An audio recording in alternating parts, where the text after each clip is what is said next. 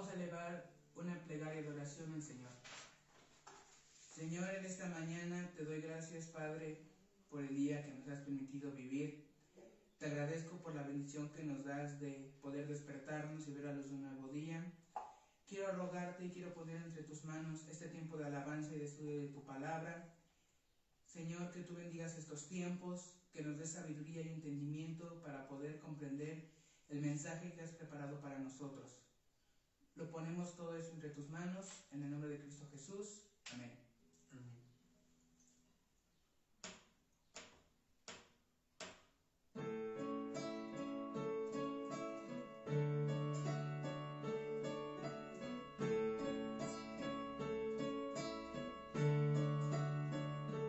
A tus pies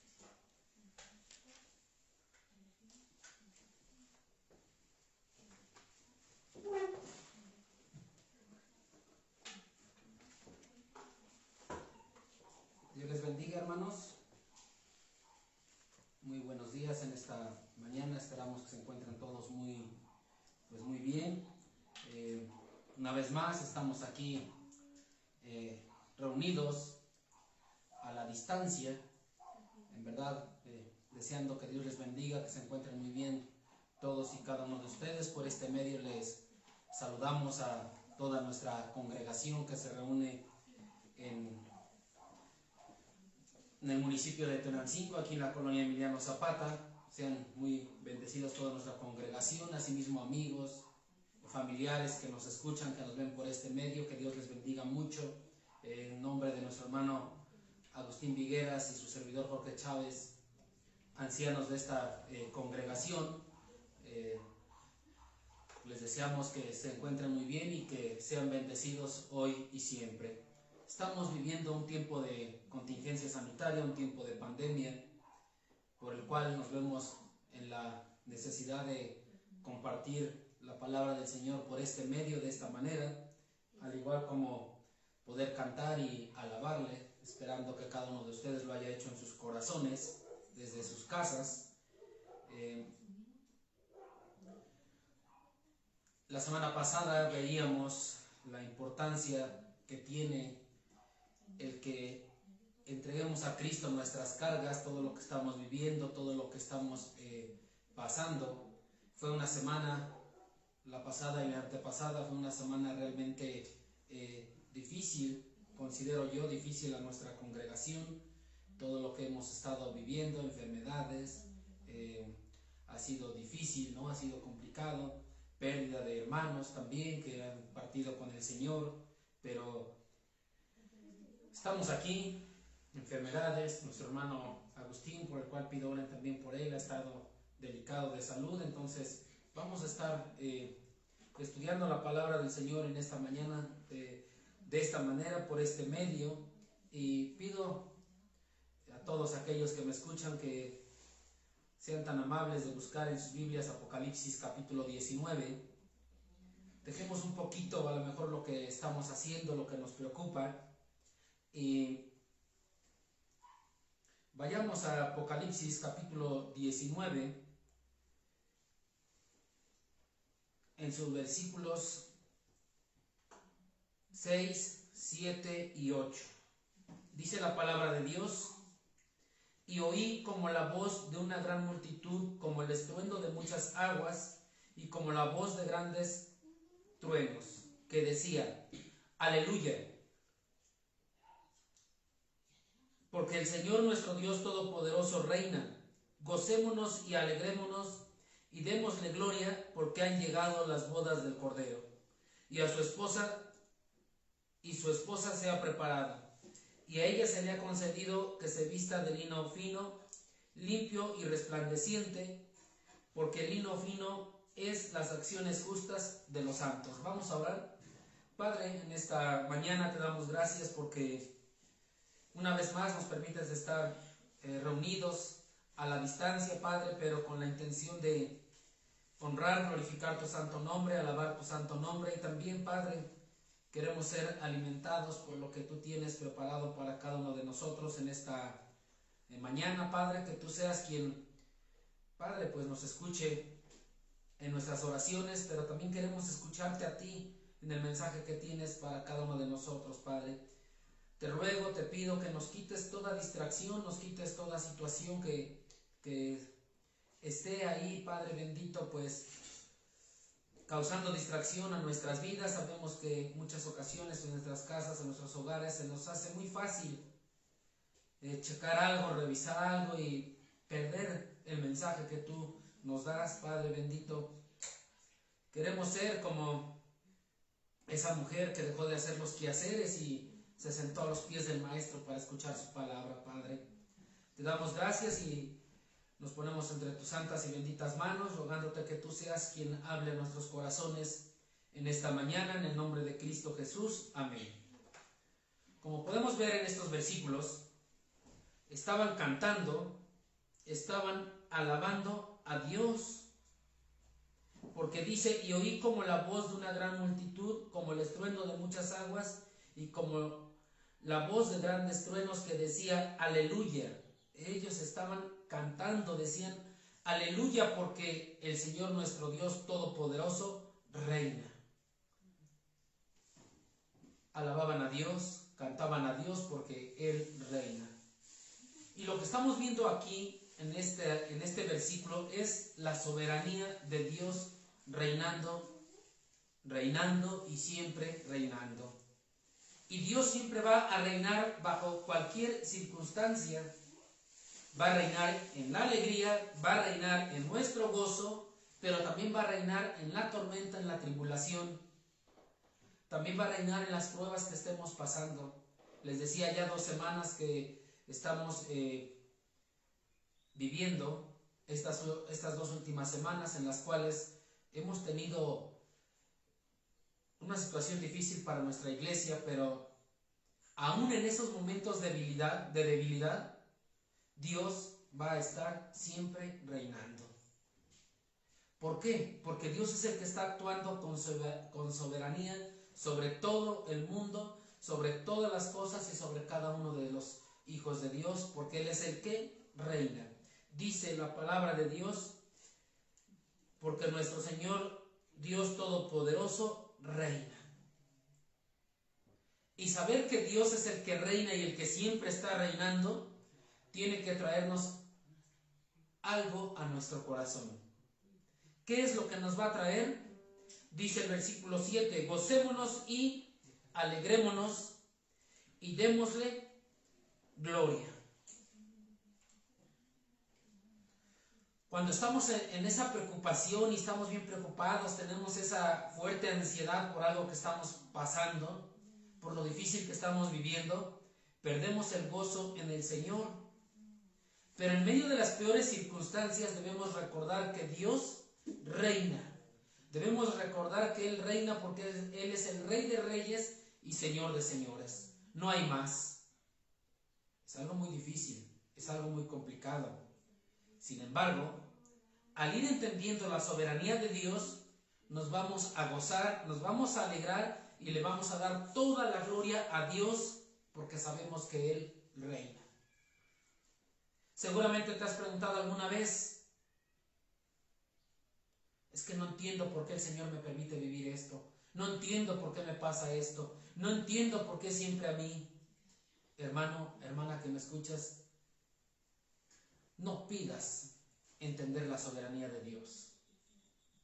Nuestra mente finita y diminuta que tenemos no está capacitada para entender la grandeza de nuestro Señor. Más bien lo que debemos de pedir en oración es que nos enseñe y nos dé la fortaleza para aceptar su soberanía. Él sabe por qué hace las cosas, Él sabe de qué forma y para qué las hace. Entonces oremos para que nos dé esa fortaleza y poder aceptar su soberanía. Es algo difícil, es algo complicado y más cuando estamos en medio de la tribulación. Pero aquí hay un evento que todos y cada uno de nosotros debemos de esperar. Es un evento que debemos de anhelar y cuando estemos en ese momento nos gozaremos y nos alegraremos sin interrupción alguna. ¿Por qué? Porque ya no habrá muerte, no habrá más llanto, ni clamor, ni dolor, dice Apocalipsis 21:4. Este evento son las bodas del Cordero. Este evento, las bodas del Cordero, ha sido anunciado infinidad de veces desde el Antiguo Testamento hasta Apocalipsis. Y seguramente recuerdan la parábola de las 10 vírgenes en Mateo 25, del 1 al 13, que ya estudiamos. Muchos pasajes más que hablan de esto. Y debe de ser un evento esperado por todos nosotros. Debe de ser un evento esperado por todos los creyentes. Y si no lo anhelas, si no lo esperas, entonces piensa en tu salvación. Pero hay un detalle, dice el versículo 7, al final, y su esposa se ha preparado. Siempre que hay una boda, la esposa se prepara. No se presenta así como se levanta, con sandalias o pantuflas, en pijama, despeinada, sino que se prepara, se arregla, que se vea muy bien, muy presentable. Incluso desde días antes lo hace Mínimo, como decimos aquí en términos coloquiales, se da una manita de gato. Y lo hace para lucir radiante, para que se vea muy bien. Tal vez estarás pensando en estos momentos, ¿y para qué tanto? ¿Para un ratito que va a durar el evento de la boda? Pero ¿qué dirá el esposo? Pregúntate si tú eres el esposo. ¿Qué dirías? ¿Qué pensará la esposa? Como esposo me encanta que mi esposa se arregle, que luzca mucho más hermosa de lo bella que ya es. Como esposa les gusta verse muy bien para su esposo. Cuando le digo a mi esposa, qué hermosa te ves imponente. Y seguramente cuando me escuche le va a dar risa, no es una historia de familia. Pero ella me contesta, me arreglé para ti. Eso me gusta más.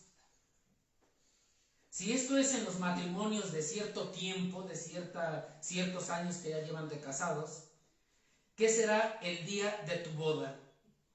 Y esto lo digo para los solteros, para los solteros más que nada para los hombres. ¿Qué será el día de tu boda? ¿Acaso la novia no quiere lucirse al grado que al novio se le caiga la baba al verla? Así la esposa de Apocalipsis 19, versículos 7 y 8 que estamos viendo, se prepara, se arregla, se alista, quiere verse hermosa. La novia se prepara para ir a las bodas, a ese banquete de bodas. ¿Cómo se prepara? Versículo 8. Y a ella se le ha concedido que se vista de lino fino, limpio y resplandeciente, porque el lino fino es las acciones justas de los santos. Se viste con lino fino, la cual es una tela muy delicada, muy fina, muy cara, representa pureza, representa delicadeza. Aquí en este versículo la esposa representa a la iglesia.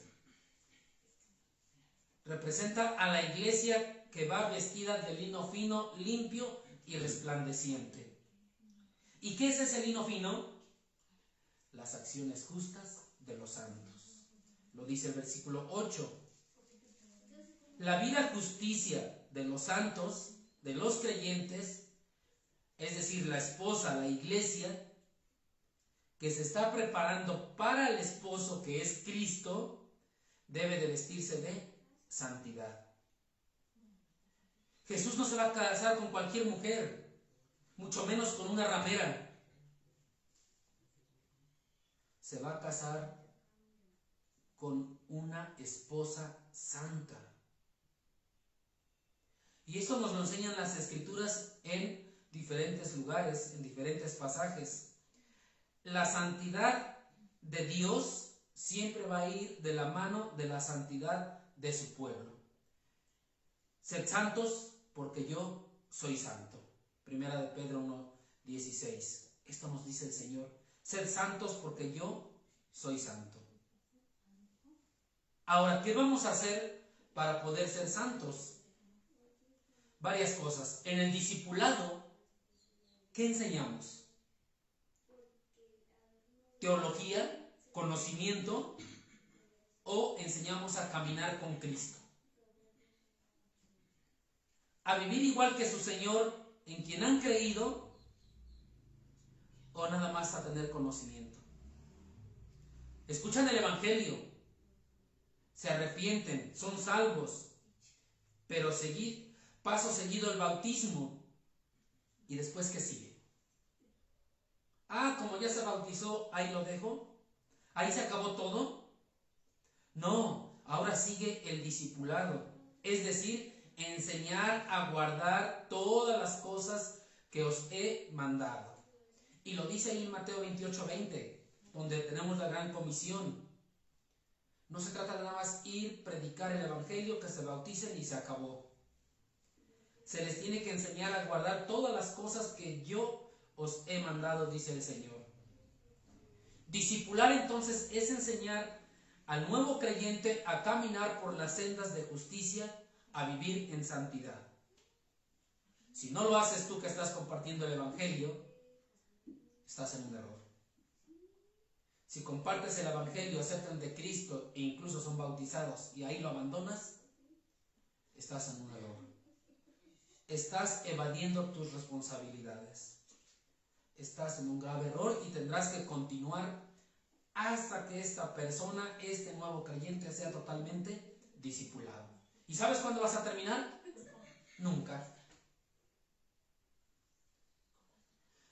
Ahora, la aplicación de la disciplina bíblica, tal como lo enseña Mateo capítulo 18, en sus versículos del 15 al 17, tal como lo vemos en 1 Corintios 5, es también con la finalidad de llegar a la santidad. En 1 Corintios capítulo 5, ya cada quien conoce la historia. 1 Corintios capítulo 5, muchos de ustedes lo han leído en varias ocasiones, y si no, pues lo pueden leer con toda calma. Empiezan todo el capítulo 5, pero ahí en el capítulo 5 había un grave problema. Dice el versículo 1, de cierto se oye que hay entre vosotros fornicación, y tal fornicación cual ni aún se nombra entre los gentiles. Era tan fuerte el pecado que ni en el mundo se veía algo parecido en aquel entonces. Dice, ni aún se nombra entre los gentiles, tanto que alguno tiene la mujer de su padre.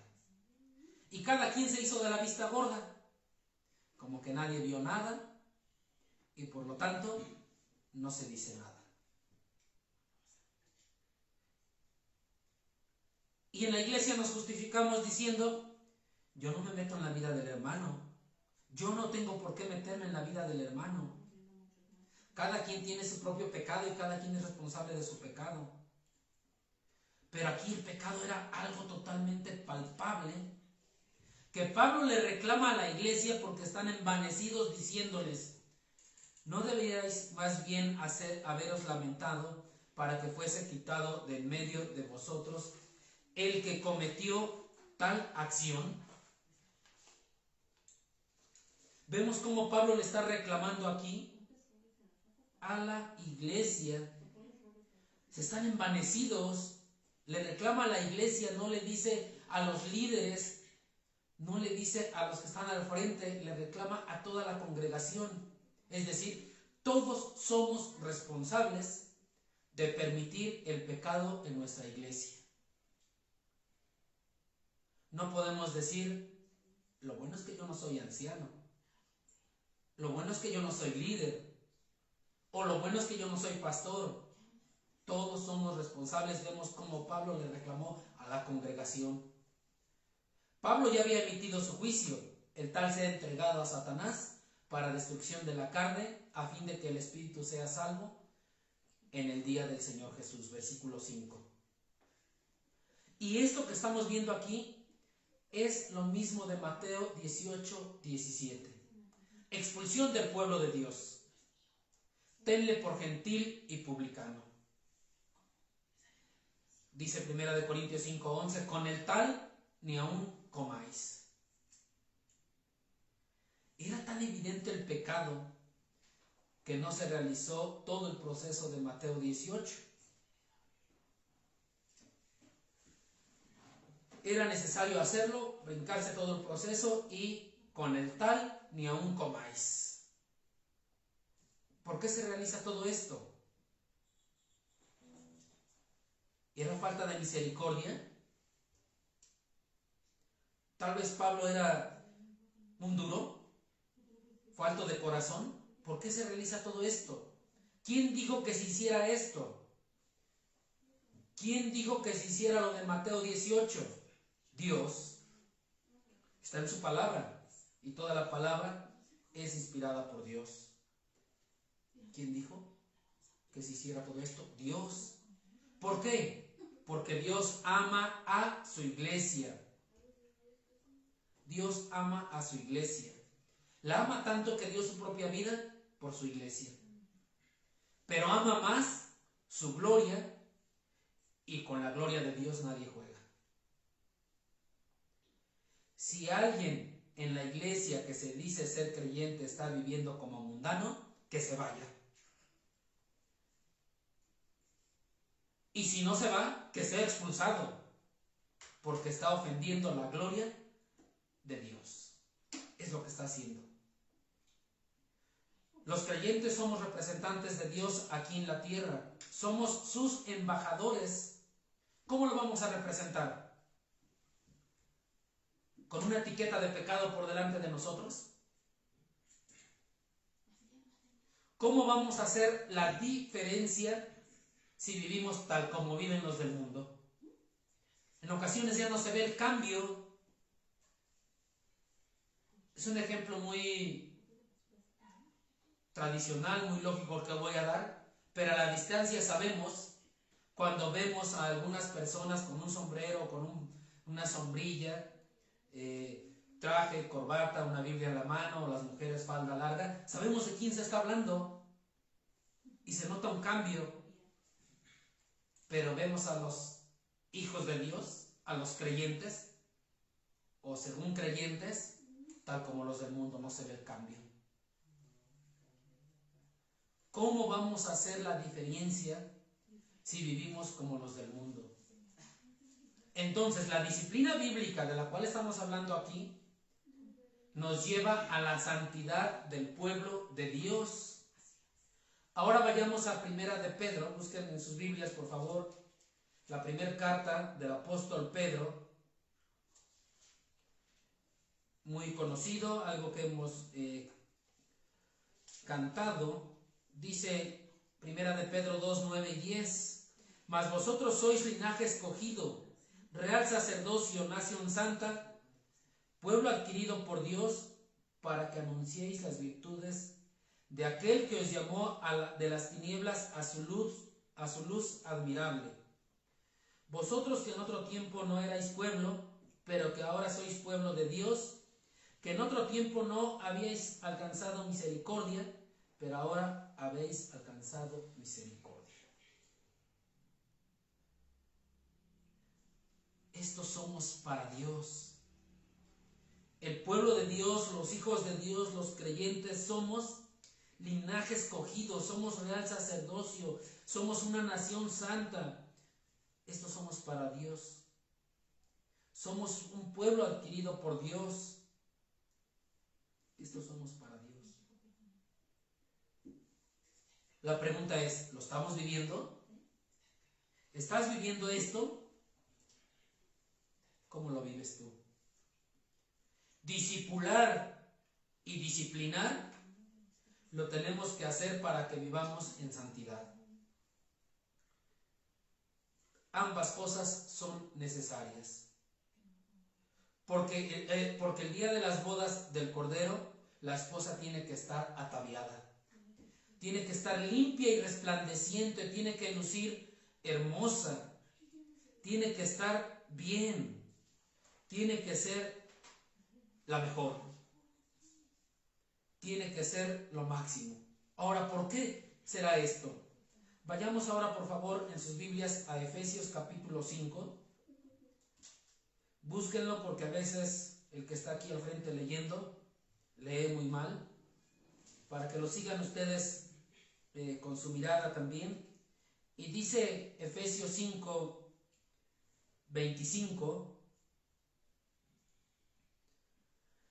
Así como Cristo amó a la iglesia y se entregó a sí mismo por ella para santificarla, habiéndola purificado en el lavamiento del agua por la palabra, a fin de presentársela a sí mismo una iglesia gloriosa, que no tuviese mancha ni arruga ni cosa semejante, sino que fuese santa y sin mancha.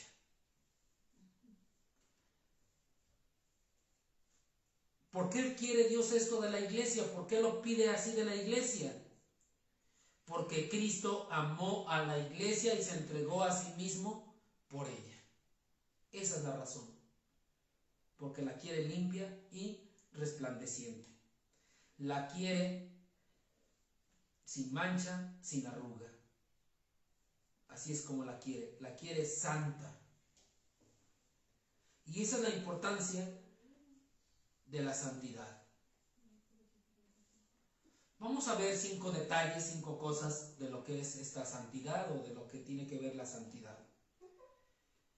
El principal motivo de nuestra santidad es que Dios es santo.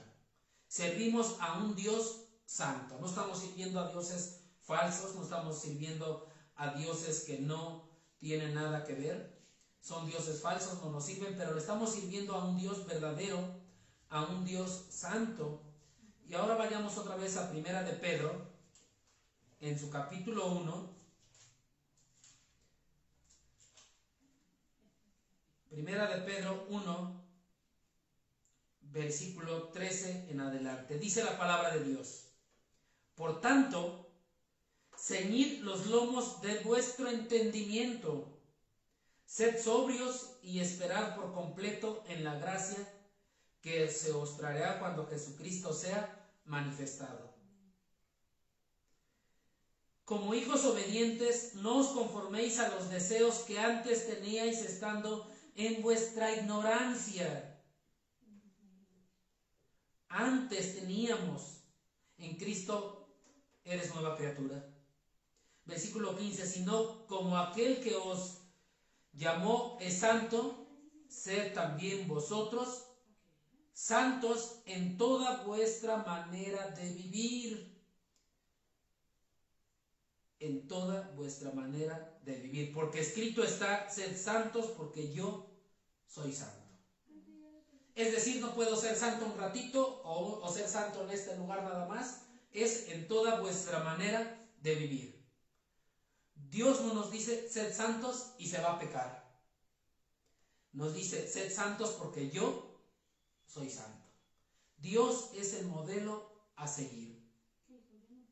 Dice el versículo 7, y si invocáis por Padre a aquel que sin acepción de personas juzga, según las obras de cada uno, conducíos en temor todo el tiempo de vuestra peregrinación. Nos falta temor a Dios entonces. Podemos esconder todo lo que queramos a todas las personas que queramos, pero no a Dios. Es muy fácil hacerlo en esta tierra. En esta tierra donde estamos peregrinando, dice, conducíos en temor todo el tiempo de vuestra peregrinación. Nuestra ciudadanía está en los cielos. Aquí somos peregrinos y extranjeros. Esta tierra no es nuestro lugar. ¿Pero qué nos dice? Es muy claro el versículo. Conducíos en temor todo el tiempo de vuestra peregrinación. Lo que el Señor está demandando de nosotros es que aquí en la tierra tengamos esa conducción de temor. El principio de la sabiduría es el temor a Jehová. Versículo 18. Sabiendo que fuiste rescatados de vuestra manera de vivir, la cual recibiste de vuestros padres, no con cosas corruptibles como oro o plata, sino con la sangre preciosa de Cristo, como de un cordero sin mancha y sin contaminación. Fuimos rescatados de vuestra vana manera de vivir con la sangre preciosa de Cristo. Vemos que Dios es santo.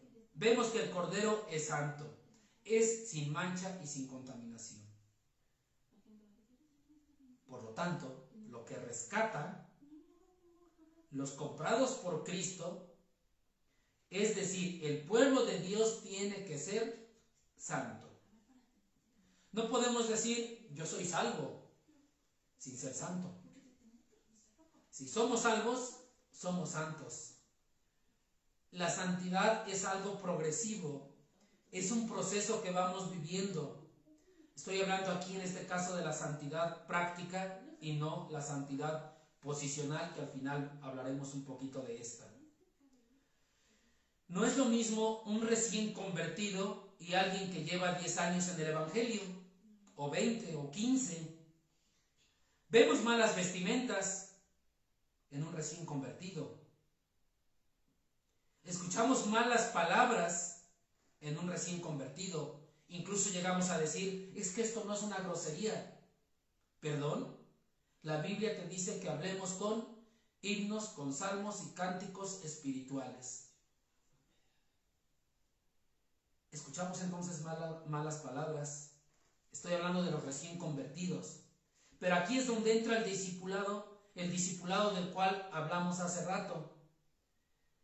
Tenemos que enseñar, tenemos que instruir, tenemos que mostrar que la Biblia nos habla de un atavío, de una vestimenta con pudor, que nos habla de cómo debemos de comunicarnos. Los que ya tienen cierto tiempo en el Señor, los que ya tienen cierto tiempo en los caminos del Señor, tenemos la obligación de discipular a otros. Precisamente para enseñarlos a caminar en santidad. Ahora pregúntate, ¿a quién has discipulado? Tú que tienes 20, 15, 30 años en el Señor, ¿a quién has discipulado? Pregúntate, ¿a quién estás discipulando en este momento si es que no has discipulado a nadie? ¿A quién estás discipulando? Bueno, pregúntate, ¿a quién vas a discipular en un futuro?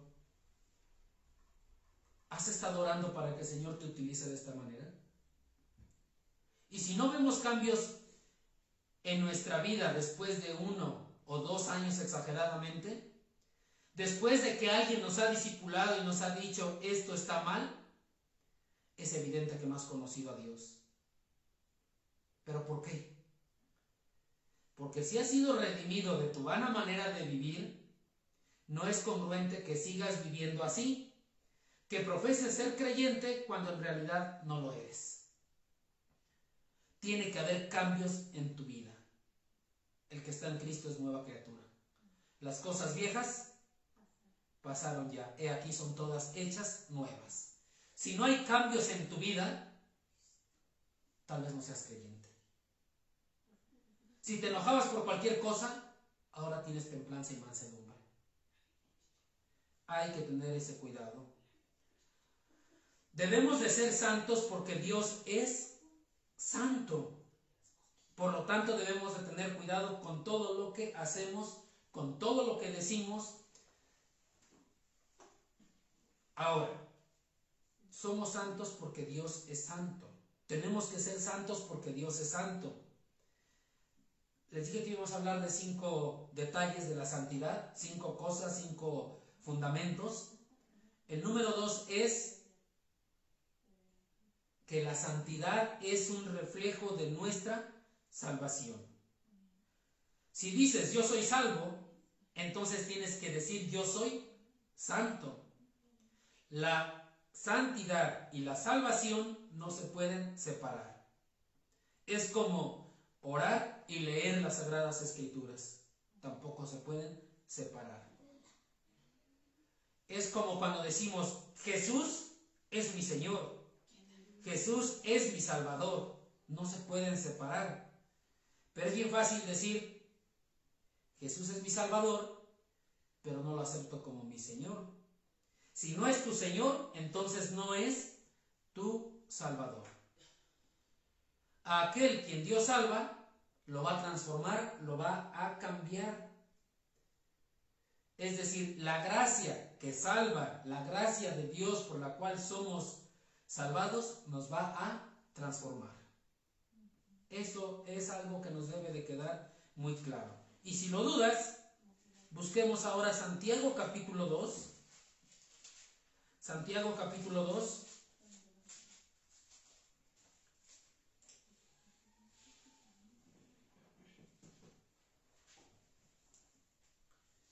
Espero que todos lo estén buscando porque a veces leo muy mal y así lo siguen con la vista, pero dice Santiago 2, versículos 14 al 20. Hermanos míos, ¿de qué aprovechará si alguno dice que tiene fe y no tiene obras? ¿Podrá la fe salvarle? Y si un hermano o una hermana están desnudos y tienen necesidad de mantenimiento de cada día, y alguno de vosotros le dice, id en paz, calentaos y saciaos, pero no le dais las cosas que son necesarias para el cuerpo, ¿de qué aprovecha? Así también la fe, si no tiene obras, es muerta en sí misma. Pero alguno dirá, tú tienes fe y yo tengo obras. Muéstrame tu fe sin tus obras y yo te mostraré mi fe por mis obras. Tú crees que Dios es uno, bien haces. También los demonios creen y tiemblan. Mas ¿quieres saber, hombre vano, que la fe sin obras es muerta? Tengamos cuidado con nuestro creer. Siempre decimos yo creo en Dios y escuchamos a infinidad de personas que dicen yo creo en Diosito, dicen. Yo creo en Dios. ¿Qué creen? Los delincuentes también creen en Dios. Los mundanos también creen en Dios, pero lo creen a su manera. Hay también quienes creen que por ir el domingo a la iglesia, por cantar, por escuchar un sermón, ya son salvos. Eso piensan, eso se imaginan. Porque voy cada 8 días a la iglesia y escucho los cantos, es más, me pongo a cantar, escucho con mucha atención un sermón, ya soy salvo. Hay que tener cuidado, tal vez sea lo mismo que los delincuentes. La fe sin obras es muerta. Somos salvos por la gracia de Dios mediante la fe en Cristo para buenas obras, las cuales han sido preparadas de antemano para andar en ellas. Es decir, las obras son el resultado de ser salvados por Dios. Es algo que debemos de tener mucho cuidado. ¿Qué hacemos? ¿Cómo lo hacemos? ¿Qué estamos haciendo? Más adelantito de Santiago y Pedro, en la primera carta de Juan, en el capítulo 2,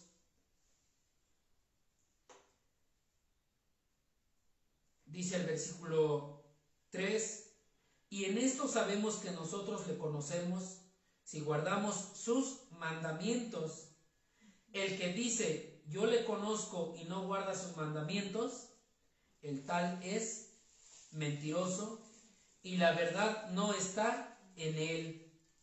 Pero el que guarda su palabra, en este verdaderamente el amor de Dios se ha perfeccionado. Por esto sabemos que estamos en él. El que dice que permanece en él debe de andar como él anduvo. Pero escuchamos que dicen, yo creo, pero tú no eres quien para juzgarme por mis obras. ¿Tú quién eres para decirme lo que soy? No, tienen razón, te lo está diciendo la Biblia en este momento. Vamos a ser juzgados por Dios. Ahí mismo, primera de Juan, capítulo 2, en ese mismo capítulo, dice el versículo 15, no améis al mundo ni las cosas que están en el mundo. Si alguno ama al mundo, el amor del Padre no está en él. ¿Te has preguntado qué amas del mundo? Escucha la pregunta. ¿Qué amas del mundo? Porque si te pregunto, ¿amas al mundo? La respuesta lógica es que no. Por eso ahora te pregunto, ¿qué amas del mundo? ¿Qué buscas del mundo? ¿Qué prefieres del mundo? ¿Qué quieres del mundo?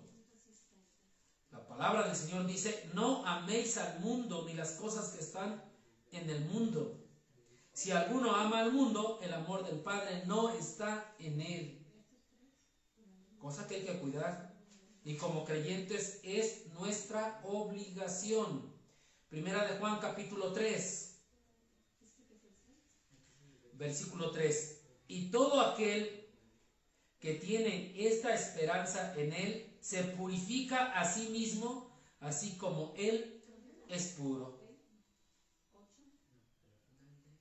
Versículo 4. Todo aquel que comete pecado infringe también la ley, pues el pecado es infracción de la ley. Y sabéis que Él apareció para quitar nuestros pecados y no hay pecado en Él. Todo aquel que permanece en Él no peca. Todo aquel que peca no le ha visto ni le ha conocido. Y dice el apóstol Juan: hijitos, nadie os engañe. El que hace justicia es justo, como Él es justo. El que practica el pecado es del diablo, porque el diablo peca desde el principio. Para esto apareció el Hijo de Dios, para deshacer las obras del diablo.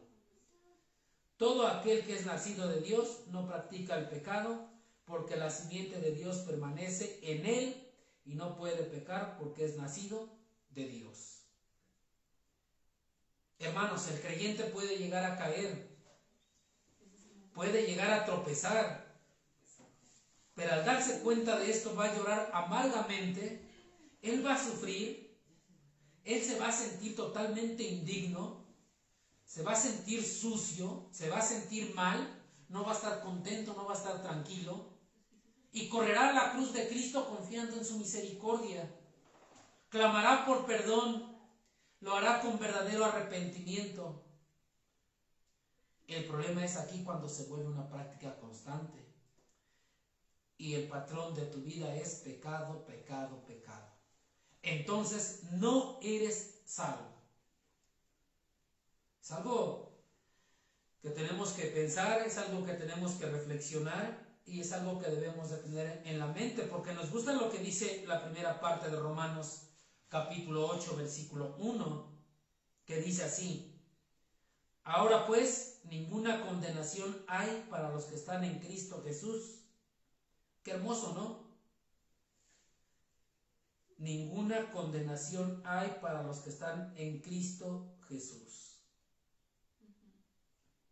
Ninguna. Y nos encanta esta primera parte, pero no nos gusta la segunda. Los que no andan conforme a la carne, sino conforme al Espíritu. Los que andan en Cristo no serán condenados.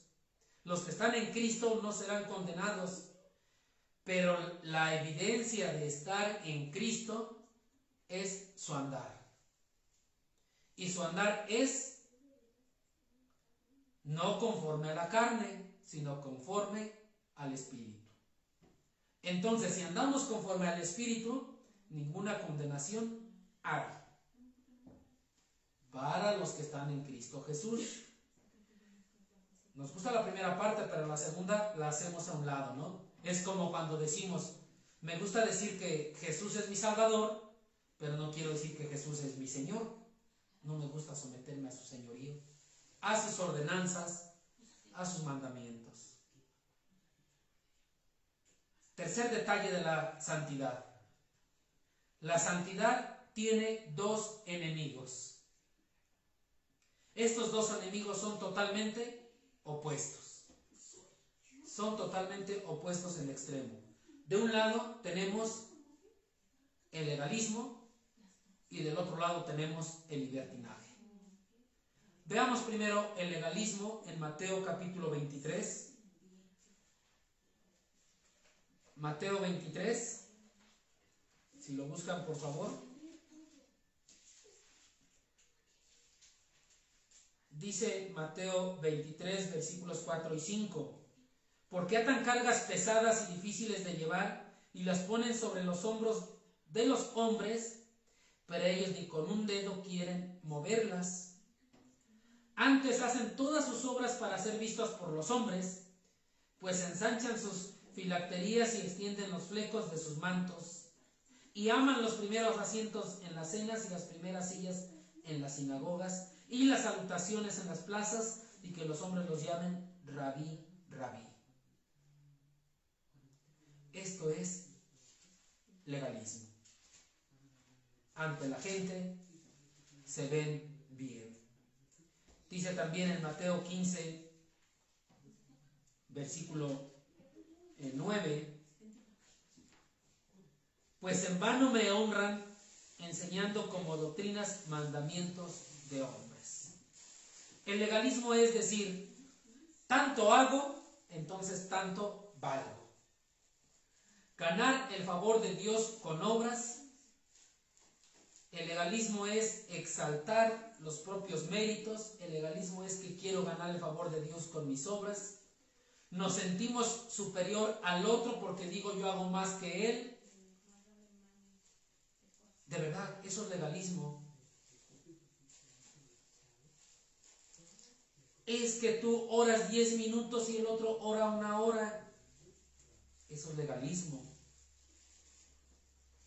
Es algo que debes de entender. Lo que haces es por Dios y debe de ser para Dios. Todo lo que tú hagas es por Dios y para Dios, pero esto no cabe en el legalismo. Cuando alguien viene y nos dice, tal vez en nuestra iglesia no se ve mucho esto, pero alguien viene y nos dice, es que quítate ese arete, es que córtate el pelo, te ves mal con esa coletita que traes, vístete bien. Ay, el hermano es un legalista, no soporta nada, no aguanta nada, no, es un espantado. No, lo que tú haces es por Dios y para Dios, pero esto no cabe en el legalismo. Tú te vas a quitar ese arete, tú te vas a vestir bien, tú te vas a cortar el pelo o lo que te esté estorbando. ¿Por qué? Porque lo vas a hacer para Dios y porque es para Dios. Pero esto no cabe en el legalismo. El otro extremo es el libertinaje. Ahora quiero que vayamos a Romanos para ver el libertinaje. Romanos capítulo 6, versículos 1 y 2. Dice Romanos 6, 1 y 2. ¿Qué pues diremos? ¿Perseveraremos en el pecado para que la gracia abunde? Versículo 2. En ninguna manera, porque los que hemos muerto al pecado, ¿cómo viviremos aún en él? En la actualidad la gracia se utiliza para justificar el libertinaje. Y dicen, ya no estamos bajo la gracia, dicen, ya no estamos bajo la ley, ahora estamos bajo la gracia. Es decir, vemos la gracia como la vía libre para hacer lo que queramos hacer. Abaratamos la gracia, diluimos el evangelio diciendo, todo vale. Dios solamente quiere tu corazón. Dios solamente le importa tu corazón. Pero eso es una gran mentira, hermano. Dios quiere todo de ti, Dios quiere todo tu ser, quiere tu santidad. La Escritura nos habla muy claro y nos dice, si tu ojo derecho te es ocasión de caer, sácalo y échalo de ti, pues mejor te es que se pierda uno de tus miembros y no que todo tu cuerpo sea echado al infierno. Lo dice ahí en Mateo 5, versículos 29 y 30. O la mano o el pie. Por eso Pablo pregunta aquí en Romanos, ¿disfrutaremos de la gracia pecando? Si Cristo pagó por nuestros pecados, entonces ahora vamos a disfrutar de nuestros pecados y seguir pecando. Contesta en el versículo 2, en ninguna manera. Si estamos en la gracia, es porque hemos muerto al pecado. Estar en la gracia no significa puedes pecar lo que tú quieras. Significa que ya no estás en pecado y que por lo tanto te quieres mantener ahí. El que está en la gracia dice, Cristo me ha hecho libre. Cristo me ha librado del pecado. Ya no soy esclavo del pecado. Por lo tanto, tengamos cuidado con lo que hacemos con la gracia de Dios. Tengamos cuidado del cómo usamos la gracia de Dios. El libertinaje lo que hace es que vivamos en este mundo sin andar como Él anduvo. Y querer andar como los que verdaderamente andan con Él es grave. Vuelvo a repetir, el libertinaje lo que hace es que vivamos en este mundo sin andar con Él y queramos andar como los que verdaderamente andan con Él. No se puede hacer esto cuando realmente has entendido el Evangelio. Es decir, no puedes imitar andar como un verdadero creyente cuando no lo eres. Pero eso es el libertinaje. Entonces, los dos enemigos son el legalismo y el libertinaje, cosas totalmente opuestas en extremo, pero son de gran peligro. Tanto el legalismo como el libertinaje son malos. Tenemos que cuidarlos y buscar la santidad porque Dios la pide. ¿Ok? ¿Vamos bien hasta aquí? Entonces, somos o tenemos que ser santos porque Dios es santo.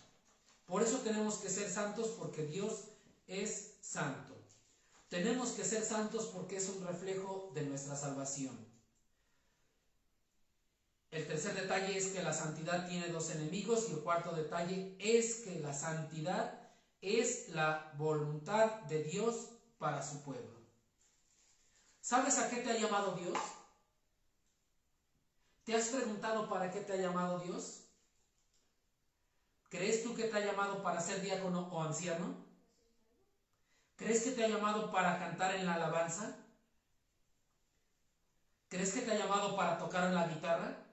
¿Un bajo, un teclado, un saxofón? ¿Crees que te ha llamado al ministerio de hospitales? ¿Crees tú que te ha llamado a servir en el club de niños? ¿Crees que te ha llamado a lavar los baños? ¿O te ha llamado a dirigir el grupo de varones o el grupo de mujeres? ¿O tal vez crees que te ha llamado a las misiones? En ocasiones nuestra respuesta es no sé. El Señor te ocupa a donde mejor le sirvas. No te preocupes por esto. Preocúpate y ocúpate por lo que debes de saber. Y ahora sí, vayamos a la primera carta a los tesalonicenses en su capítulo 4.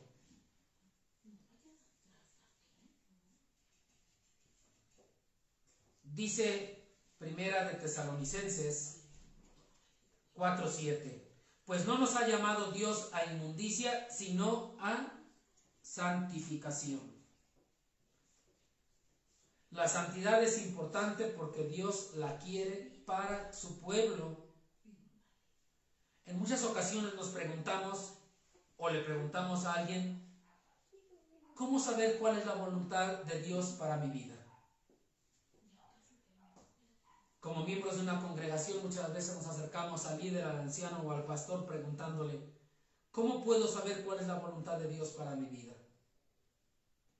Y entonces le contestamos, sed santo. Es lo que el Señor quiere. Te ha llamado a santificación. No, pastor, no me refiero a eso, hermano, de verdad. Yo me refiero a un ministerio para servirle. La voluntad de Dios es que seas santo. Para eso te ha llamado. Dice el versículo 7, no nos ha llamado Dios a inmundicia, sino a santificación. No te preocupes por el ministerio, Él te ocupará donde mejor le sirvas, ya sea como misionero, como maestro, como anciano, como diácono. De lo que sea Él te va a ocupar, Él te va a llamar, Él te va a acomodar. Pero no es correcto servir de cualquier manera sin cuidar tu santidad primero. Alguien dirá, pero es que yo tengo talento para tocar un instrumento musical, soy bien bueno para el teclado, nadie me gana, soy el mejor, es más, yo tengo ese talento. Pues sí, mi estimado, pero si no estás en santidad, aquí no puedes tocar ni el atril. Digo, esto es por citar un ejemplo. No hablo de perfección, simplemente que no se sirve a Dios de cualquier manera. No se le sirve a Dios al aventón. No se le sirve a Dios nada más por servir. Y no hablo de perfectos ni de perfección, porque todos tenemos luchas y fallamos. Porque hay quien dice, déjalos participar, no importa que estén en pecado, porque eso nos va a motivar a cambiar. Pero si los pones a servir sin vivir en santidad, los estás enseñando que a Dios se le sirve de cualquier manera y le das las obras. Y le das lo que te quede. Sea cual sea tu servicio a Dios, misiones, alabanza, lo que sea, club de niños, diaconado, ancianato, lo que sea. Si los pones sin vivir en santidad, los estás enseñando a que a Dios se le sirve de cualquier manera. Y esto no es así. Recordemos en el Antiguo Testamento, si el sumo sacerdote entraba al lugar santísimo sin estar preparado, Dios lo mataba de inmediato. Dios lo mataba de inmediato porque no estaba preparado y se atrevió a entrar al lugar santísimo. Es más, hasta le ponían un cascabel para saber qué pasaba, y si no sonaba es porque ya estaba muerto. Entró sin preparación, no había santidad, no podía entrar al lugar santísimo sin santidad. Entonces ya no sonaba el cascabel y estaba muerto, no estaba preparado. ¿Te has puesto a pensar que sería bueno que Dios nos pusiera cascabeles a todos nosotros cuando nos reunimos los domingos? Para saber cómo llegamos y cómo nos presentamos ante el Señor. ¿Qué pasará con nuestros cascabeles? ¿Sonarán? ¿O se quedarán quietos porque ya nos mató el Señor? Qué bueno que vivimos bajo la gracia, ¿no? Porque quién sabe qué nos pasaría si sonaran o no sonaran nuestros cascabeles. Es algo que debemos de saber, que debemos de pensar cómo nos presentamos ante nuestro Señor. Pregúntate, ¿te presentas con o sin santidad? Veamos lo que dice aquí 1 de Tesalonicenses 4:3. Pues la voluntad de Dios es vuestra santificación. La voluntad de Dios es vuestra santificación. Por eso adelante en el versículo 7 dice, pues no nos ha llamado Dios a inmundicia, sino a santificación. Ahora, leamos lo que está en medio. Versículo 3, que os apartéis de fornicación, que cada uno de vosotros sepa tener su propia esposa en santidad y honor, no en pasión de concupiscencia como los gentiles que no conocen a Dios, que ninguno agravie ni engañe en nada a su hermano, porque el Señor es vengador de todo esto, como ya os hemos dicho y testificado. Pues no nos ha llamado Dios a inmundicia, sino a santificación. Así que el que desecha esto, no desecha a hombre, sino a Dios, que también nos dio su Espíritu Santo. Si no cuidas tu santidad, estás desechando a Dios. Dios te pide, Dios quiere, y esa es su voluntad, quiere que vivamos en santidad. Quinto detalle, sin santidad nadie verá el Señor. Esto lo tenemos en Hebreos 12, versículo 14. Incluso es un versículo muy conocido, muy fácil de memorizar. Un versículo que muy común es que lo estemos diciendo, muy seguido lo decimos. Es muy fácil de aprendérselo. Sin santidad nadie verá al Señor, lo decimos constantemente. Dice el versículo tal cual, seguid la paz con todos y la santidad, sin la cual nadie verá al Señor. Sin santidad nadie verá al Señor. Les decía, es un versículo que decimos constantemente, pero la pregunta es, ¿lo vivimos? ¿Lo llevamos a la práctica? Aquí, este ver, dice sin santidad, sin la cual nadie verá al Señor. Este ver se refiere a estar en comunión con Él durante toda la eternidad. Recordemos que en el día final todo ojo le verá. Todo ojo le verá. Pero ¿qué va a pasar después? ¿podremos verle al Señor por toda la eternidad? Dice nadie, sin la cual nadie, ¿qué significa nadie? Que ninguna persona que no viva en santidad no estará con el Señor. Nadie, sin la cual nadie verá al Señor.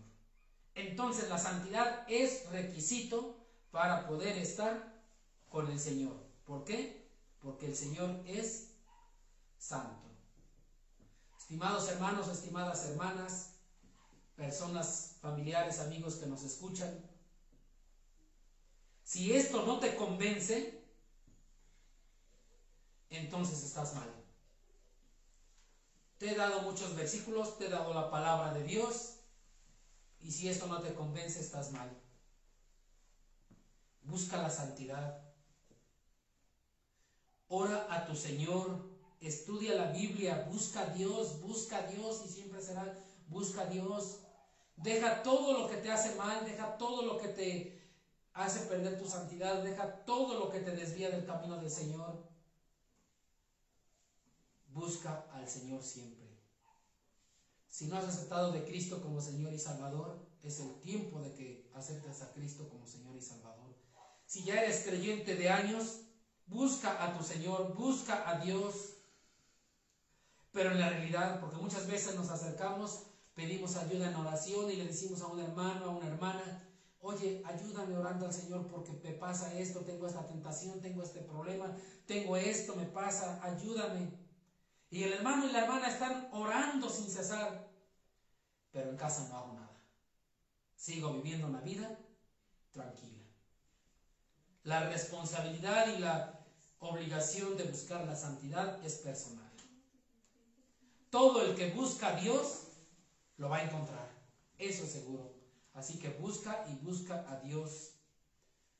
Tu mayor adversario en la búsqueda de Dios no es el diablo, no es el mundo, no es la gente, eres tú mismo. Si tú que estás ahí escuchándome y que me estás viendo, eres tú, nadie más, es tu propia carne. Hay que tener cuidado. Busquemos ahora Efesios capítulo 1.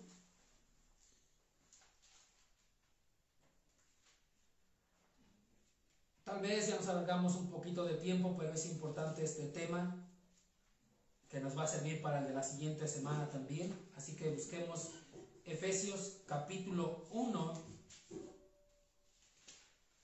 Es un pasaje muy, pero muy hermoso.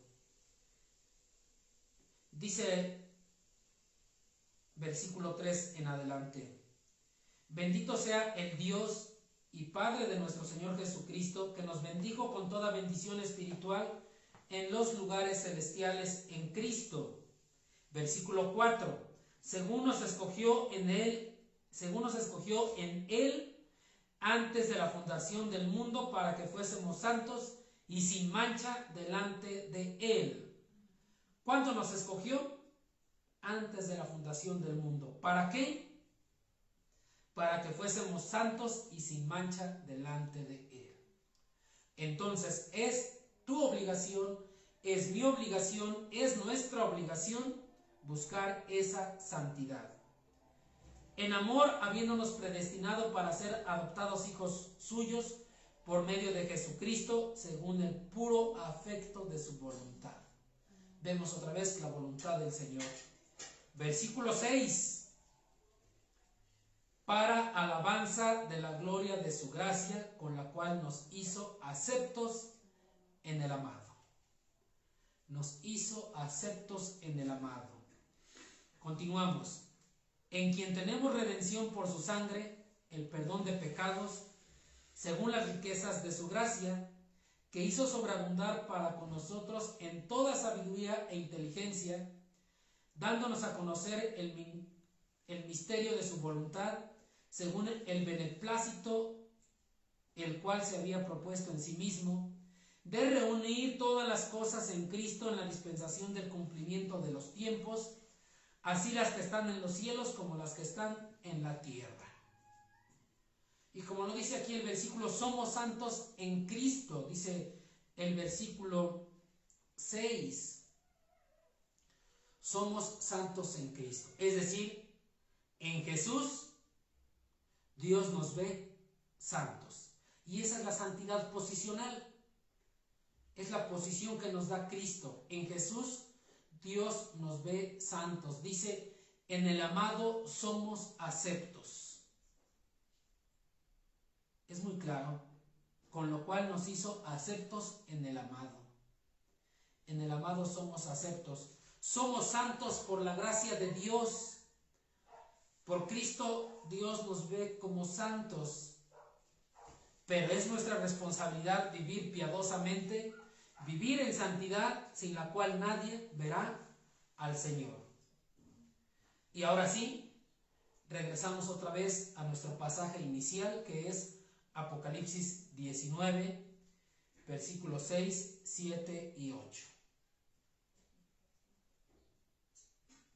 Los vuelvo a leer, pongan atención. Y oí como la voz de una gran multitud, como el estruendo de muchas aguas, y como la voz de grandes truenos que decía, aleluya, porque el Señor nuestro Dios Todopoderoso reina. Gocémonos y alegrémonos y démosle gloria, porque han llegado las bodas del Cordero y su esposa se ha preparado. Y su esposa se ha preparado, y a ella se le ha concedido que se vista de lino fino, limpio y resplandeciente, porque el lino fino es las acciones justas de los santos. ¿Estamos preparados? Pregúntate, ¿estás preparado? Tú en lo individual y en lo personal, ¿estás preparado? Como iglesia, ¿estamos preparados? Como congregación, ¿estamos preparados? Dice el versículo 7, y su esposa se ha preparado. Estamos bajo la época de la gracia, bajo la dispensación de la gracia, estamos en este tiempo de la gracia, estamos en el tiempo de prepararnos, tanto en lo personal como iglesia, porque dice aquí, y su esposa se ha preparado. Es decir, ya había pasado este tiempo que estamos viviendo ahorita, y entonces se ha preparado. Pregúntate, ¿estás listo si ahorita viene el Señor? ¿Estamos listos como iglesia? ¿Nos hemos vestido de ese lino fino, limpio y resplandeciente? Como lo dice el versículo 8. ¿O decimos, no, es que el lino está muy caro? No tiene caso que me esfuerce, nunca lo voy a poder comprar. Nunca lo voy a poder usar. Mejor ahí después. Después me santificaré. Pregúntate, ¿estamos viviendo en santidad? Como congregación somos santos. En lo individual, pregúntate si tus acciones y las mías y las nuestras son acciones justas. Pregúntate, ¿cómo llegarás vestido a las bodas del Cordero? ¿Cómo llegarás vestido a las bodas del Cordero? Si realmente eres salvo, si realmente has aceptado a Cristo como Señor y Salvador, somos aceptos en el amado. Seguro es que estarás ahí en las bodas del Cordero porque has aceptado a Cristo como tu Señor y Salvador. Y si lo has hecho de todo corazón, mucha mayor seguridad tienes. Pero pregúntate, ¿cómo llegarás vestido a las bodas del Cordero? ¿De lino fino, limpio y resplandeciente? ¿O qué llevarás puesto? Apocalipsis 19:9. Y el ángel me dijo, escribe, bienaventurados los que son llamados a la cena de las bodas del Cordero. Pregúntate ahora, ¿perteneces a este grupo de bienaventurados? Tú en lo individual, en lo personal, ¿perteneces al grupo de bienaventurados los que son llamados a la cena de las bodas del Cordero? Como congregación, como iglesia, ¿perteneceremos a este grupo de bienaventurados?